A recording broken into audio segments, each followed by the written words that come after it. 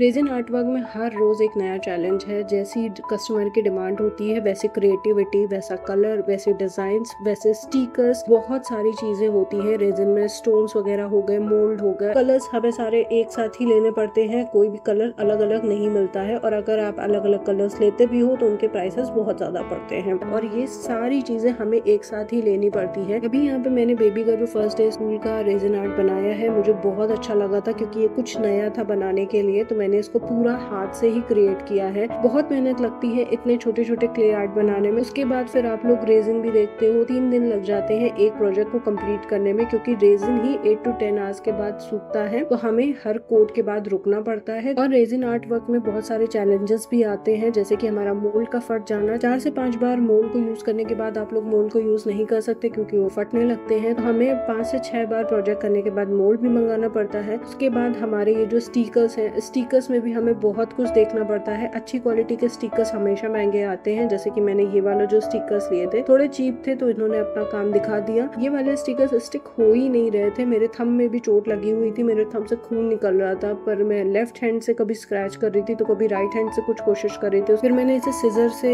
Scratch किया, तब जाकर के कहीं ये थोड़ा बहुत स्टिक होना शुरू हुआ था। मुझे बहुत गुस्सा आ रही थी। मैंने वीडियो को फास्ट फॉरवर्ड किया है, बहुत सारी वीडियो मैंने कट भी कर दी थी क्योंकि मुझे बहुत ज्यादा गुस्सा आ रहा था, इरिटेशन बहुत ज्यादा हो रही थी, पर फिर भी मैंने इसे कंप्लीट किया। क्रिएटिविटी करना इतना ज्यादा टफ नहीं होता है जितना ज्यादा टफ होता है चीजों के साथ मैनेज करना, चीजों को टाइम पे डिलीवर करना, कस्टमर को खुश करना। क्योंकि जब तक कस्टमर खुश नहीं होते हमारे पास दोबारा से ऑर्डर्स नहीं आते। अभी एक कस्टमर खुश होता है तो वो 4 लोगों को बताता है, जिससे हमें एक ना एक तो ऑर्डर मिलता ही है। तो हमें हमेशा यहाँ पे बेस्ट चीज ही यूज करनी चाहिए। इसे भी मैंने टोटली हैंडमेड बनाया। क्ले वगैरह से भी हैंडमेड चीजें बनाना आसान नहीं होता है। एक एक करके आपको डिजाइन बनानी होती है। कस्टमर की सारी डिमांड्स मैंने यहाँ पे पूरी करी थी, जो भी उन्होंने हमसे डिटेल मांगी थी। तो हम बस आप लोगों से इतना ही सपोर्ट चाहते हैं कि अगर हम आपसे 20% या 50% पहले से एडवांस मांग रहे हैं तो प्लीज आप लोग उसमें हमें सपोर्ट करिए, क्योंकि हमारा भी बहुत सारा मटेरियल लग जाता है। हमारा रेजिन कभी भी रिवर्ट नहीं हो सकता है। हमने एक बार रेजिन यूज कर लिया तो फिर वो हमारे लिए वेस्ट ही हो जाना है। तो आप लोगों को भी थोड़ी थोड़ी चीजें समझने की चीजें हैं कि आपको 25% 50% एडवांस देना पड़ेगा, ताकि हम भी सिक्योर रहे कि at the end of the day आप लोग हमसे प्रोजेक्ट उठाओगे। बहुत सारे लोगों को ये भी लगता है कि हम स्टिकर्स में उन्हें लूट रहे हैं या फिर हम डिलीवरी चार्जेस ज्यादा ले रहे हैं। आप हमसे बिल ले सकते हो, आप लोगों को हर एक चीज प्रूफ में दे दी जाएगी कि कितना कितना चार्जेस लगते हैं। बहुत ही कम पैसा लिया था मैंने इस प्लेट के लिए, और अलग से जो स्टिकर्स पड़ते हैं मैंने उसका पूरा पेमेंट कस्टमर को भेज दिया था, ताकि उन्हें सेटिस्फेक्शन रहे कि हम उनके साथ कुछ भी लूट नहीं कर रहे हैं। तो इससे ज्यादा सस्ता हम कभी किसी को रेजिन की कोई भी चीज प्रोवाइड नहीं करा सकते, क्योंकि वो ऑलरेडी हमें बहुत एक्सपेंसिव पड़ता है। तो नेक्स्ट टाइम जब भी आप ऑर्डर करो तो हमारी टर्म्स एंड कंडीशंस को आप भी समझना। वीडियो अच्छी लगी हो तो please like, share and subscribe.